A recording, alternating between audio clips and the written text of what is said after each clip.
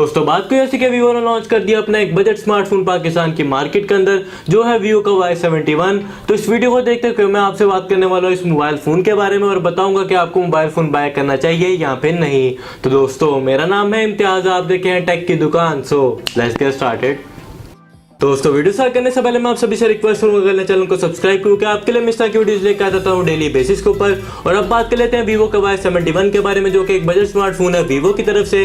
अभी recently Huawei ने भी लॉन्च किया था अपना एक बजट स्मार्टफोन जो कि था हुआवे का Y7 2018। दोनों ही बजट रेट के मोबाइल फोन है। तो अब बात कर लेते हैं वीवो के इस मोबाइल फोन की स्पेसिफिकेशन के बारे में। जो डिजाइन है वो आपको देखने को मिल जाता है बैक से एल्यूमिनियम का, जो फ्रंट है वो आपको देखने को मिल जाता है ग्लास का। एस्पेक्ट रेशो के बारे में बात करें तो वो आपको देखने को मिल जाती है 18:9 की, जो कि आजकल ट्रेडिशनल के अंदर ये मार्केट में जो आपका हैंड एक्सपीरियंस है मोबाइल फोन के साथ में काफी कमाल का होने वाला है इस मोबाइल फोन के साथ में। स्क्रीन के साइज के बारे में बात करें तो आपको देखने को मिल जाती है 6 इंच की स्क्रीन, जो कि रेजोल्यूशन है वो आपको देखने को मिल जाती है 720p की।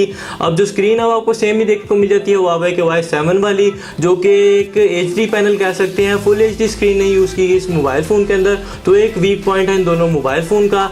बात कर लेते हैं इस मोबाइल फोन के मेन चीज के बारे में जो कि प्रोसेसर है वो आपको देखने को मिल जाता है काफी कमाल किस्म का, जो कि प्रोसेसर आता है स्नैपड्रैगन का 450 और जो जीपीयू है वो आपको देखने को मिल जाता है एड्रीनो का 506।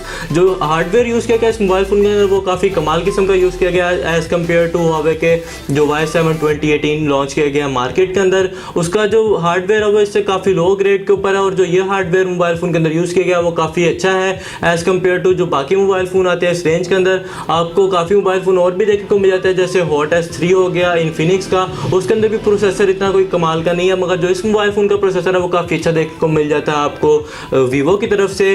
बात कर लेते हैं इस मोबाइल फोन के एंड्रॉइड के बारे में जो कि आपको देखने को मिल जाता है एंड्रॉइड ओरियो, और काफी अच्छा स्टेप है तमाम कंपनीज की तरफ से जो कि लॉन्च कर रही है पाकिस्तान के अंदर अपने बजट स्मार्टफोन। तमाम ही आपको देती हैं एंड्रॉइड ओरियो का सपोर्ट अपने मोबाइल फोन के अंदर, तो ये काफी अच्छा स्टेप जा रहा है तमाम कंपनीज की तरफ से। वेरिएंट के बारे में बात करें तो आपको देखने को मिल जाते हैं इसके अंदर दो वेरिएंट, 16GB के साथ में 3GB और 32GB के साथ में 3GB। तो ये काफी अच्छा स्टेप किया गया वीवो की तरफ से कि उसने दो वेरिएंट्स को लॉन्च किया गया है इस मोबाइल फोन के अंदर, और आप एक्सपेंड कर सकते हैं मेमोरी कार्ड के थ्रू इसकी जो स्टोरेज है उसको। तो इतनी कोई बड़ी बात नहीं है वीवो की तरफ से, और 3GB रैम तो काफ़ी अच्छी चीज़ है वीवो की तरफ से ही। बात करें इस मोबाइल फोन के कैमरास के बारे में जो कि आपको देखने को मिल जाता है बैक साइड के ऊपर एक सिंगल कैमरा 13 मेगापिक्सल का विद LED फ्लैश।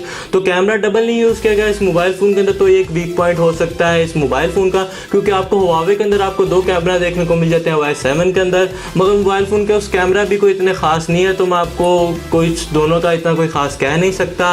बात कर ले रहे हैं इसके फ्रंट कैमरा के बारे में जो कि आपको देखने को मिलता है 5 मेगापिक्सल का कैमरा। अब ये 8 मेगापिक्सल का होता तो काफ़ी बेटर हो सकता था, मगर वीवो वैसे यूज़ करता है सॉफ्टवेयर को, तो आपकी तस्वीरें यार इतनी कोई बुरी नहीं आने वाली इस मोबाइल फ़ोन से। अब बात कर लेते हैं इस मोबाइल फ़ोन की सबसे बुरी चीज़ के बारे में जो कि इसके सेंसर्स हैं।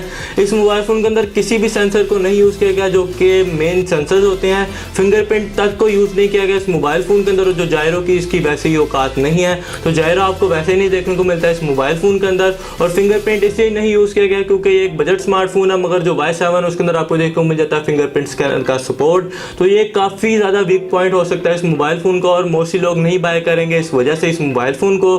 और इसके अंदर आपको ये चीज़ देखने को मिल जाती है कि आप इस अपने फेस से अनलॉक कर सकते हैं इस मोबाइल फोन को।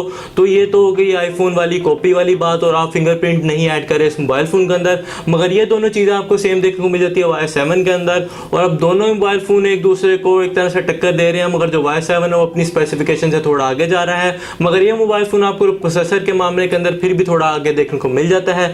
बैटरी के बारे में बात करें इस मोबाइल फोन की तो आपको देखने को मिल जाती है 3360 mAh की बैटरी, यानी 3360 mAh की बैटरी। तो जो मोबाइल फोन की बैटरी वो भी इतनी कोई खास नहीं है जो कि आपको बाकी मोबाइल फोन के अंदर आपको देखने को मिल जाती है 4000 mAh तक की बैटरी। तो ये भी एक वीक पॉइंट हो सकता है इस मोबाइल फोन का, और ऐसे में मैं आपको नहीं रिकमेंड करता कि आप मोबाइल फोन करें Y7 और ना ही ये वीवो का Y71, क्योंकि दोनों आते हैं 20,000 की रेंज के अंदर। और आपको मैं ये रिकमेंड करूंगा कि अगर आपको बाय करना है एक अच्छा मोबाइल फोन तो आप बाय कर सकते हैं Xiaomi का Redmi Note 5 Plus, जो कि काफ़ी कमाल का मोबाइल फोन है। आपको प्रोसेसर काफ़ी अच्छा देखने को मिल जाता है इन दोनों मोबाइल फोन से। कैमरा इतना कोई अच्छा नहीं है, मगर फिर भी काफ़ी अच्छा आपको कैमरा देखने को मिल जाएगा इस रेंज के अंदर। और जो परफॉर्मेंस है उस मोबाइल फ़ोन की वो काफ़ी अच्छी देखने को मिल जाती है आपको इस मोबाइल फ़ोन में। तो आपको ऐसे में मैं यही रिकमेंड करूँगा, अगर आपको बाय करना है 20,000 की रेंज के अंदर मोबाइल फ़ोन, तो आप बाय कर सकते हैं Xiaomi का वो मोबाइल फ़ोन। तो बस यही थी पूरी बात वीवो के इस Y71 के बारे में। उम्मीद है आपको मेरा ओपिनियन पसंद आया हो। अगर आपको कोई क्वेश्चन हो तो आप मेरे से कमेंट सेक्शन में पूछ सकते हैं। मिलते हैं नेक्स्ट वीडियो में। अल्लाह हाफिज़।